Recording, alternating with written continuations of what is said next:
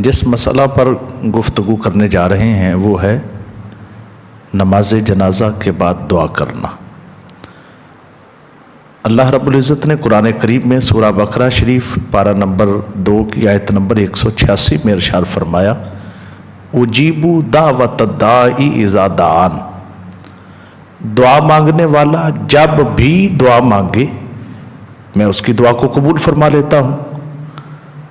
اب یہاں پہ اذا عموم کا ہے کہ جب بھی دعا مانگنے والا دعا مانگے، تخصیص نہیں ہے، مقید بالوقت نہیں کیا اللہ نے کہ اس وقت مانگے اس وقت نہ مانگے، فلاں لمحے مانگے فلاں لمحے نہ مانگے، عموم آ گیا کہ جب بھی دعا مانگنے والا دعا مانگے گا اللہ فرماتا ہے میں قبول فرما لیتا ہوں۔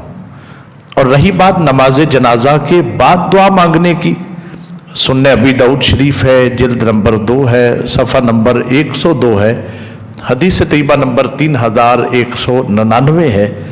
آقا نے فرمایا اذا صلیتم علی المیت فاخلصوا لہ الدعاء، جب جنازہ پڑھ چکو تو پھر میت کے لیے خصوصی دعا مانگو۔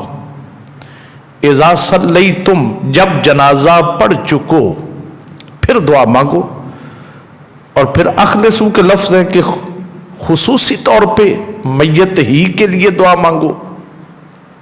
اب اگر کوئی کہے کہ نماز جنازہ کے اندر بھی تو دعا ہے، تو ایک تو بات یہ ہے کہ صلیتم کے لفظ ہے کہ جب پڑھ چکو، وہ ہے اندر، اور دوسری بات یہ ہے اخلصو کے لفظ ہے کہ خصوصی طور پہ میت کے لیے مانگو۔ وہ جو جنازے کے اندر ہے وہ میت کے لیے خصوصی نہیں ہے، وہ عمومی طور پہ دعا ہے۔ اس کے لفظوں پہ غور کریں، اللہم اغفر لحینا، مولا ہمارے زندوں کو بخش دے۔ آئے ہیں ایک میت کے لیے اور دعا زندوں کے لیے مانگ رہے ہیں۔ مثال کے طور پہ ایک نوجوان کی نماز جنازہ ہے، بالغ نوجوان ہے لڑکا، اس کی نماز جنازہ پڑھنے کے لیے ہم کھڑے ہوئے اور وہ فوت شدہ ہے، اور ہم دعا کیا کر رہے ہیں اللہم اغفر لحینا، مولا ہمارے زندوں کو بخش دے۔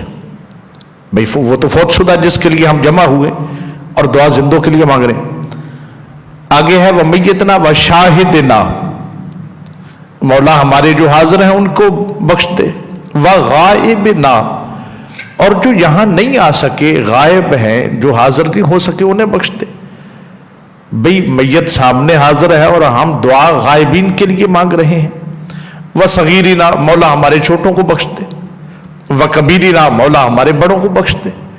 اچھا وہ درمیانی عمر کا ہے، نہ وہ چھوٹوں میں شمار ہے اس نوجوان کا میت کا، نہ بڑوں میں شمار ہے کہ بزرگ بھی نہیں ہے اور چھوٹا نابالغ بچہ بھی نہیں ہے، تو ہم دعا کیا کر رہے ہیں مولا چھوٹوں کو بخش دے اور بڑوں کو۔ بھئی میت کے لیے خصوصی تو نہ ہوئی۔ وذکرنا وانثانا، اچھا ذکرنا میں تو وہ آ گیا، مگر انثانا ہماری عورتوں کو بخش دے، ہم جمع ہوئے ایک مرد کے لیے اور دعا عورتوں کے لیے مانگ رہے ہیں۔ تو یہ لفظ بتاتے ہیں جو اندر دعا ہے کہ وہ عمومی ہے، ہر ایک کے لیے، خصوصی میت کے لیے نہیں ہے۔ تو آقا نے فرمایا سنن ابی داؤد شریف جلد نمبر 2 کے صفحہ نمبر 102 پہ حدیث طیبہ نمبر 3199 آقا نے فرمایا کہ جب جنازہ پڑھ چکو اذا صلیتم علی المیت فاخلصوا لہ الدعاء، پھر خصوصی طور پر میت کے لیے دعا مانگو۔ یہ تو ہے حضور کا حکم۔ اب میں حضور کا ایک عمل آپ کے سامنے رکھنے لگا ہوں۔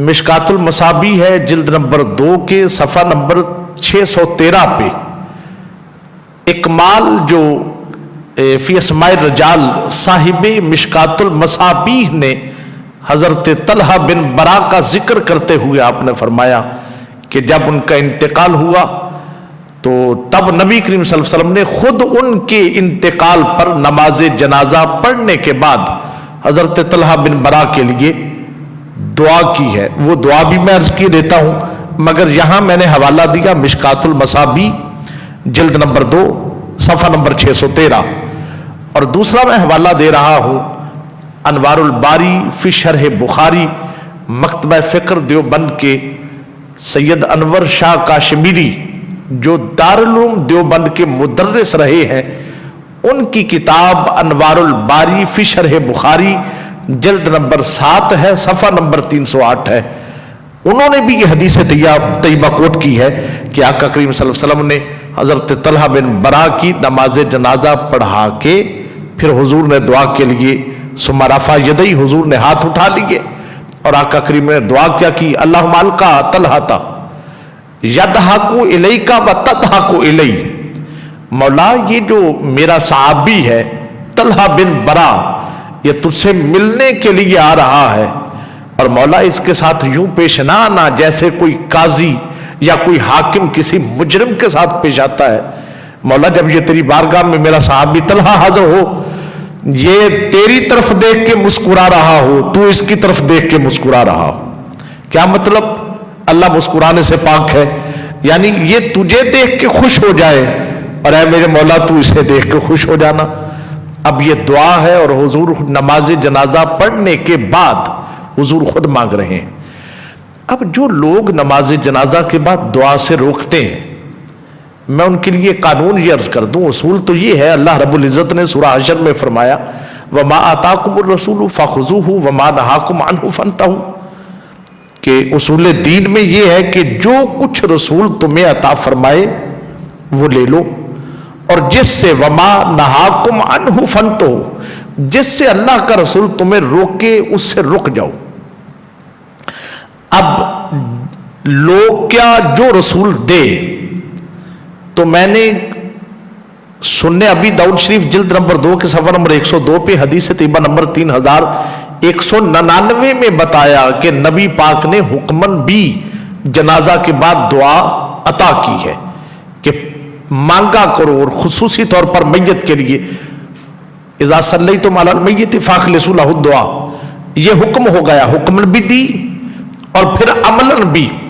انوار الباری فی شرح بخاری سید انور شاہ کاشمیری مکتبہ فکر دیوبند کے اور مدرس دارالعلوم دیوبند کے جلد نمبر 7 کے صفحہ نمبر 308 پہ، اور مشکات المصابیح جلد نمبر 2 کے صفحہ نمبر 613 پہ آقا کریم نے عملاً بھی دعا مانگ کے ہمیں عملاً اس کی تبلیغ فرمائی۔ یہ تو ہے حضور نے ہمیں دیا حکماً بھی اور عملاً بھی، اور اللہ کیا فرماتا ہے ما آتاکم الرسول، جو کچھ بھی رسول تمہیں دے لے لو۔ تو ہم نے یہ جو دعا کا طریقہ اہل سنت و جماعت نے لیا ہے، یہ رسول کے فرمان سے لیا اور آقا کے عمل مبارک سے لیا۔ اب اگلا سٹیپ ہے وما نہاکم عنہ فانتہوا، کہ جس سے رسول تمہیں منع کرے رک جاؤ۔ اب جو ہمیں روکتے ہیں جنازہ کے بعد دعا سے، میں ان سے گزارش کروں گا کہ بھئی تم اب وہ لاؤ، تم روکتے جو ہو اور کہتے ہو رک جاؤ، تو اللہ فرماتا ہے رکنا اس سے ہے جس سے رسول روکے، کرنا وہ ہے جس کا رسول حکم دے۔ ہم وہ کرتے ہیں جس کا رسول نے حکم بھی دیا، میں نے حوالہ پیش کر چکا، اور عملاً تبلیغ بھی فرمائی، وہ ہم جنازہ کے بعد دعا۔ اب تم جو کہتے رک جاؤ، تو رکنا اس سے ہے، قرآن کہتا ہے جس سے رسول روکے۔ اب تم ہمیں دلیل ایسی لا کے دو جس حدیث میں اللہ کے محبوب نے روکا ہو کہ خبردار نماز جنازہ جب پڑھو تو تب علیحدہ سے دعا مانگنے کی قطعی طور پر کوئی ضرورت نہیں ہے، جہاں حضور نے روکا ہے۔ اب بات رہ گئی تم پہ، ہم نے وہ دلیل تمہیں دے دی جس میں حضور نے حکم دیا عملاً بھی اور قولاً بھی۔ اب تم پہ بات رہ گی کہ تم نے وہ دلیل دینی ہے جس میں حضور نے عملی طور پر روکا ہو یا زبان حق ترجمان سے منع کیا ہو کہ بھئی خبردار جو ہے وہ جنازہ کے بعد دعا نہیں مانگنی ہے۔